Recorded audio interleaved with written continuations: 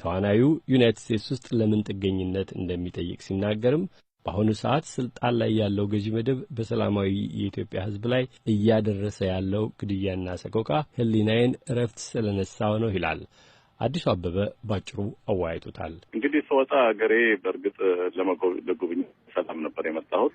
ነገር ግን እኔ ከመጣሁ በኋላ ብዙ ንጹሐን ዜጎች ላይ ጥያቄ በማቅረባቸው የኃይል እርምጃ በመወሰዱና አሰቃቂነት በመፈጸማቸው ባለው ስርዓት ላይ ቅሬታ ስላለኝና ተቃውሞ ስላለኝ ይህ ስርዓት እስካልተለወጠ ድረስ ወደ ሀገሬ ላለመመለስ ወስኛለሁ። አንዳንድ ጊዜ ሰዎች በቂ ገንዘብ ካላቸው ወጣ ብለው ንግዱን ለመሞከር የሚያስቡ አሉ። ምን ትላለህ በዚህ ላይ? ያንተን ሁኔታ በዚህ መልክ ቢያስቀምጡት ሰዎች። በእርግጥ እኔ ምንም ኑሮ የጎደለብኝ አይደለሁም። እዛ በሁለት ሙያዎች የታወቅኩ ነኝ። አሁን ራሱ የጀመርነው ድራማ አለ። ግማሹን ሰርቼ ነው የመጣሁት። አላለቀም። ግማሹ ገና አልተሰራም።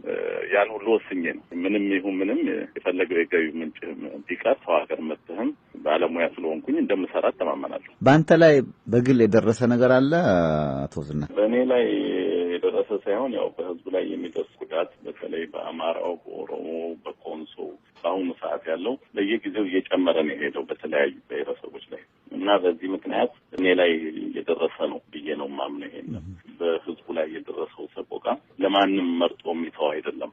የመብት ጥያቄም ላይ ሁሉ የሚደርሰው በመተማ በተለያዩ ነገሮች ላይ የሚደርሰው እጅግ አሳዛኝ ነገር እሱን በመቃወም ነው። ከምንም በላይ ለአንድ አገርም ሆነ ለዓለም ከሀብት ሁሉ ከመሬት ከርሰ ምድር ሀብት ሁሉ ህዝብ ነው የሚበልጠው።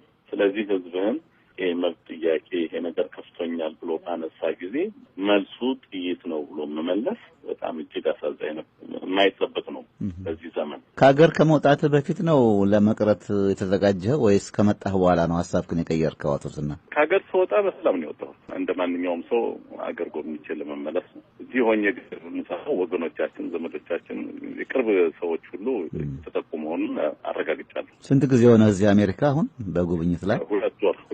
ሁለት ወር ነው። ቤተሰብስ እንዳለህ ሰማለሁ። ብቻህን ነው የመጣው ከቤተሰብ ጋር?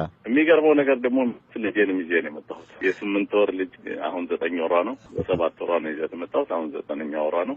በጣም የሚገርመው ሁላችንም አብረን የመጣ ነው። ጥያቄህን ለዩናይትድ ስቴትስ መንግስት ኢሚግሬሽን አቅርበሃል? የጥገኝነት ጥያቄህን ገና ናችሁ? አይ እንግዲህ ገና ነው፣ ግን ወስኛለሁኝ። ምክንያቱም ነጻነት ያለበት ሀገር ሆኖ ያለውን ስርዓት መታገል። መልካም ነው። በሰፊው አርቲስቶችን የምናቀርብበት ፕሮግራም አለ። እኔና ባልደረባዬ አሉላ ከበደ እዛ ላይ በስፋት እንወያያለን። ከሙያ ጋር የተያያዘ ምናልባትም ሰው ለሰው ድራማ በመንግስት አልተወደደም የሚል ነገር እንሰማለን። አጨራረሱም ማስተላለቁም ትችት ቀስቅሷልና እዛ ውስጥ ደግሞ አንተ ውስጡን ስለምታውቅና ተጫዋችም ስለሆንክ ድራማው ላይ እሱንም እናነሳብሃለን። ለዛሬው ግን ከነቤተሰብህ መልካሙን ሁሉ እመኛለሁ። አሜን አሜን አሜን።